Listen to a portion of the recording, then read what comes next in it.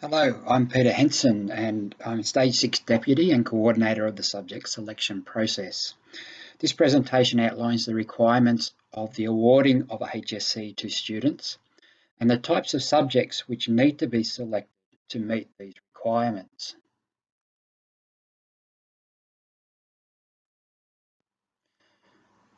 The highest school certificate is the highest credential a student can obtain through the school system. By the end of Year 10, students will receive a Record of School Achievement, or ROSA. If they leave school for another destination at the end of this year, this will be their school-based credential. If they complete all Year 11 courses satisfactorily and then leave, they will receive a Year 11 ROSA. Hopefully, the majority of students will go on to complete their HSC, which will provide a record of achievement in the subjects they have studied against established standards. To be eligible for the HSC, students need to apply themselves with diligence and sustained effort across both Years 11 and 12. This includes completing all assessment tasks in all subjects and making a genuine effort in any HSC examination, and these will be held in October and November in 2022. Another requirement to achieve a HSC is the meeting of minimum standards in literacy and numeracy. This is demonstrated through online tests in reading, writing and numeracy. Students in Year 10 have already started the process of undertaking these assessments and will continue to make attempts as they progress through the next 2.5 years. Once they have met the standard, they will not need to undertake the assessments again. They have up to 5 years following the start of Year 12 courses to meet the standard and be awarded the HSC. As students progress through the senior years, any support needed will be identified and provided so that these standards are met prior to the completion of Year 12.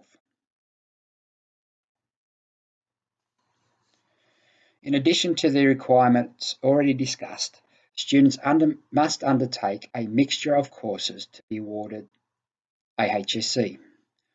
All students must undertake a course of English. You must also have at least 2 other courses which are board developed.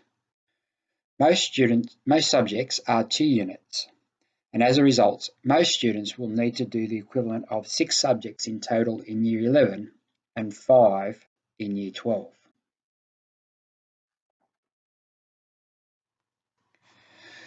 Most courses offered at Glendale Technology High are Category A or B. These can be seen in the Buff section of the booklet. These courses have a HSC exam and count towards an ATAR. English Studies and Standard 1 Maths count as Category B courses for the purpose of an ATAR.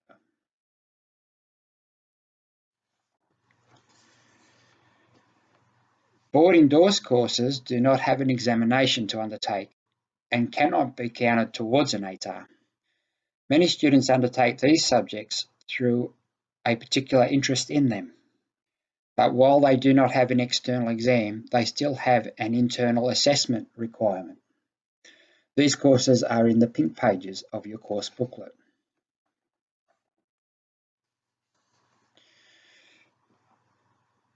Glendale Technology High School also offers VET courses, and these are an excellent way of achieving another credential while studying the HSC. Staff teaching these subjects have to undertake additional training and maintain their links with outside industries to be able to teach these. All these courses have mandatory work placement hours, which are coordinated by the teachers.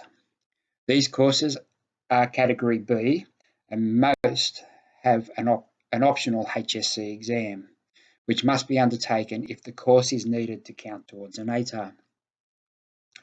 Other courses may be undertaken outside of school, and these can be seen listed in your subject selection booklets on pages 15 and 16. The specifics for each of these courses can be seen on the TAFE New South Wales website, or you can contact Mrs. Wells to find out more information. Any external vet course is applied for separately on the interview day on the 25th of August and not done as part of the online selection process.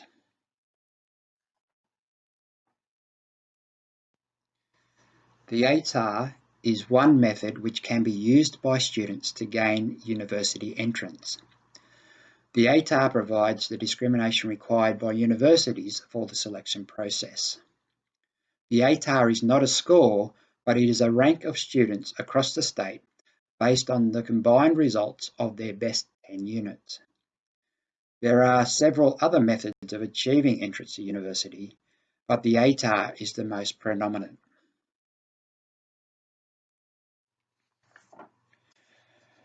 When selecting subjects, it is important to understand the type of pathway you can follow.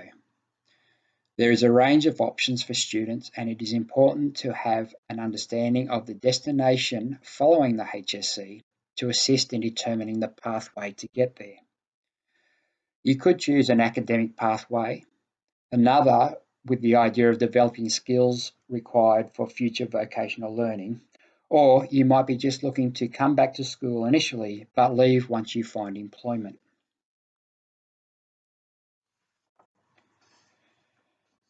The academic pathway would lead you to choosing subjects which qualify you for an ATAR.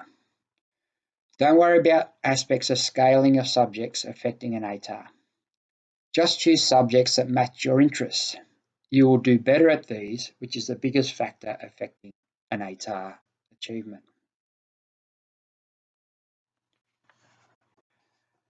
A vocational pathway is one in which students are looking to finish school and then move into further learning. This may be on-the-job training or entrance to specific TAFE courses. Students may wish to do a school-based traineeship, which involves working 1 day per week, a specific training course, and on-the-job learning.